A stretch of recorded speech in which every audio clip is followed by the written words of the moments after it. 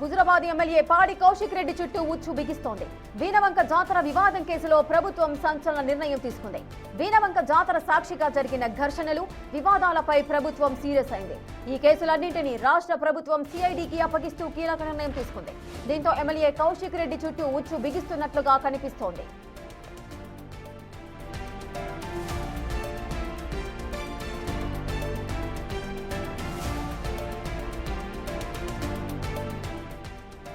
వీణవంకకు CID DSP Rangaswamy నేతృత్వంలోని అధికారుల బృందం చేరుకుంది.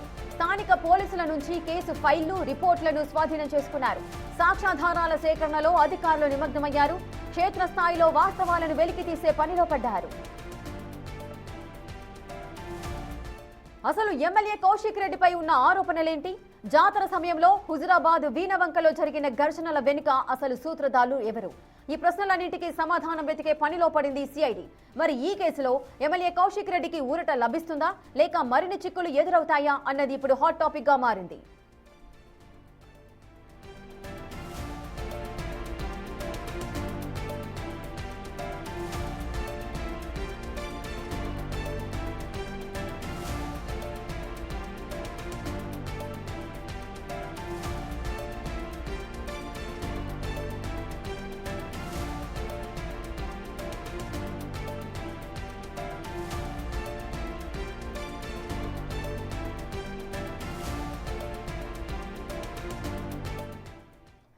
అసలు వీణవంక జాతరలో ఏం జరిగింది?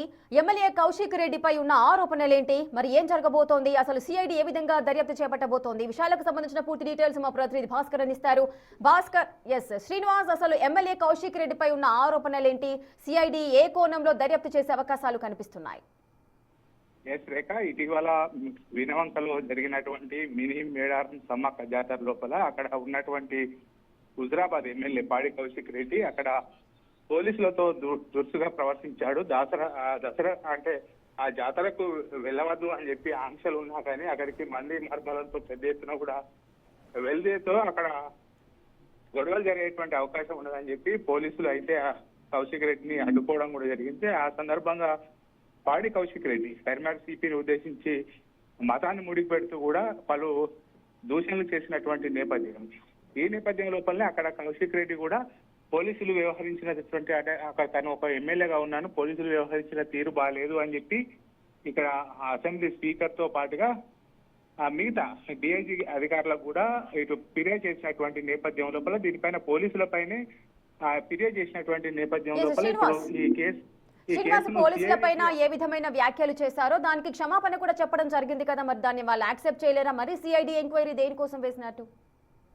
మొదట పోలీసులకు తాను తప్పుగా మాట్లాడుతుంటే అంటే మతపరమైనటువంటి విద్వేషాలు రెచ్చగొట్టే విధంగా ప్రవర్తించుంటే క్షమాపణ చెప్తున్నానని అని చెప్పి చెప్పినా గానీ మళ్ళీ అక్కడ పోలీసులు వ్యవహరించినటువంటి తీరు పైన తర్వాత వారం రోజుల వ్యవధి లోపల అక్కడ మళ్ళీ స్పీకర్ కు ఫిర్యాదు చేయడం కూడా జరిగినది. ఈ నేపథ్యం లోపల పోలీసుల పైన ఫిర్యాదులు వచ్చినటువంటి నేపథ్యం లోపల పోలీసులు విచారణ చేస్తే ఇటు మొత్తం కేసు పక్కదారి పట్టేటువంటి అవకాశం ఉన్నదని చెప్పి అయితే ఈ కేసును సిఐడికి అప్పగించినటువంటి నేపథ్యం లోపల సిఐడి అధికారులు ఈ రోజు వీణవంక మండల కేంద్రం లోపలికి వచ్చి ఆ రోజు జరిగినటువంటి వీడియోలు, ఆ రోజు జరిగినటువంటి గొడవలను అన్నింటినీ కూడా క్షుణ్ణంగా పరిశీలించడం జరిగింది. అక్కడ సీసీ కెమెరాలు ఉన్నటువంటి నేపథ్యం లోపల పలు ఇళ్లలోకి వెళ్లి సీసీ ఫుటేజ్లను కూడా పరిశీలించడం జరిగింది. అయితే గొడవ జరిగేటువంటి అవకాశం ఉన్నదని నేపథ్యం లోపలనే పోలీసులు ఆంక్షలు విధించారు. పోలీసులు అక్కడికి రావద్దు అని చెప్పి అడ్డుకున్నారని చెప్పి పోలీసులు చెప్తున్నటువంటి నేపథ్యం లోపల అసలు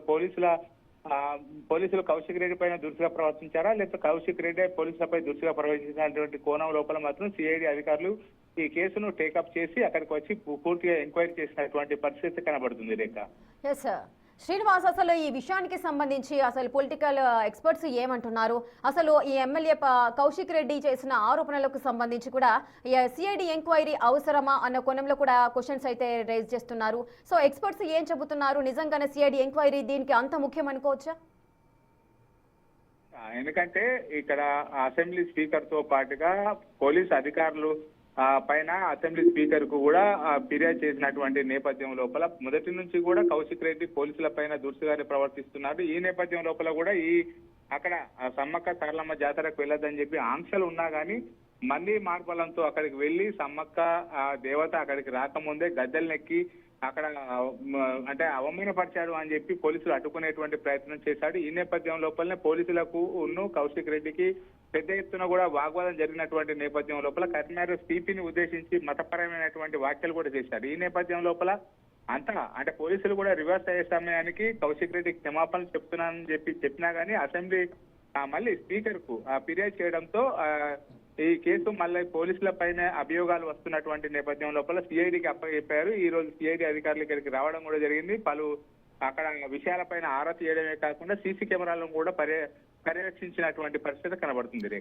శ్రీనివాస్, అసలు సిఐడి ఎంక్వైరీకి సంబంధించి కూడా ఎవరెవరిని పిలిచి విచారించే అవకాశాలు ఉంటాయి? అటు కౌశిక్ రెడ్డిని కూడా పిలిచి విచారించే అవకాశాలు ఉంటాయా? నోటీసులు ఏదన్నా ఇస్తారా? ఇక్కడ ఫిర్యాదుదారుడు కౌశిక్ రెడ్డి అంటే పోలీసుల పైన ఫిర్యాదు చేసినటువంటి నేపథ్యం లోపల పోలీసులు విచారణ చేస్తే కేసు పక్కదారి పట్టేటువంటి అవకాశం ఉన్నటువంటి నేపథ్యం లోపల ఇక్కడ స్పీకర్ కోరిక మేరకు ఈ కేసును సిఐడికి అప్పగించినటువంటి నేపథ్యం లోపల సిఐడి అధికారులు అక్కడికి వచ్చి అసలు పోలీసులది అక్కడ వ్యవహరించినటువంటి పోలీసులది తప్ప లేకపోతే పోలీసుల పైన దురుసుగా ప్రవర్తించినటువంటి కౌశిక్ రెడ్డి తప్ప, ఎందుకంటే పోలీసులు కౌశిక్ రెడ్డి పైన ఫిర్యాదు చేశారు, కౌశిక్ రెడ్డి పోలీసుల పైన ఫిర్యాదు చేసినటువంటి నేపథ్యం లోపల ఈ రెండు విషయాల లోపల ఎవరిది కరెక్ట్ అనేటువంటి కోణం లోపల పోలీసులు విచారణ చేస్తే కేసు తప్పుదో పట్టేటువంటి అవకాశం ఉన్నటువంటి నేపథ్యం లోపల సిఐడి అధికారులు స్వయంగా ఇక్కడికి వీణవంకకు వచ్చి కేసు మీద టేకప్ చేసి ఇక్కడ విచారణ చేసినటువంటి పరిస్థితి కనబడుతుంది Rekha. Right. So thank you Srinivas, thanks for the details. Right, చూస్తున్నట్టుగా అటు హుజురాబాద్ ఎమ్మెల్యే పాడి కౌశిక్ రెడ్డి చుట్టూ ఉచ్చు బిగిస్తున్నట్టుగా అయితే కనిపిస్తోంది. వీణవంక జాతర వివాదం కేసులో ప్రభుత్వం అయితే సంచలన నిర్ణయం తీసుకుంది. ఇటు వీణవంక జాతర సాక్షిగా ఏవైతే ఘర్షణలు వివాదాలు జరిగాయో ప్రభుత్వం అయితే సీరియస్ అవ్వడం జరిగింది. అటు సిఐడి ఎంక్వైరీ కూడా వేయడం జరిగింది.